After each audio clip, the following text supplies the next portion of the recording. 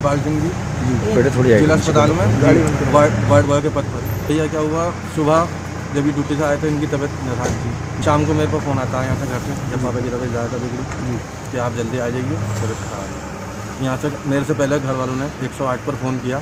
बस 12:30 के करीब फ़ोन आया था पिताजी का कि बेटा कहाँ हो आप। मैंने कहा पिताजी मैं थोड़ा काम से हूँ, आप बताइए। कह रहा बेटा अपनी गाड़ी ना लेकर आप ऑटो पकड़ के जिला अस्पताल आ जाइए।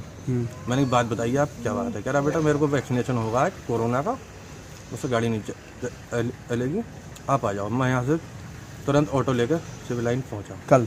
जी हाँ, दोपहर के समय। ओके। वहाँ से करीबन 1:30 बजे पापा जी बाहर से आए जहाँ वैक्सीनेशन हो रहा था।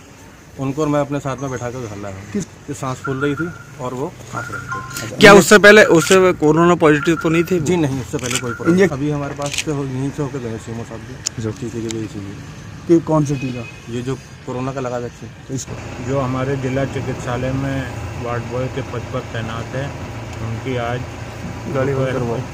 लगभग 6 बजे साय मृत्यु हो गई है। आज उनकी दोपहर में सीने में दर्द और सांस फूलने की तकलीफ हुई थी।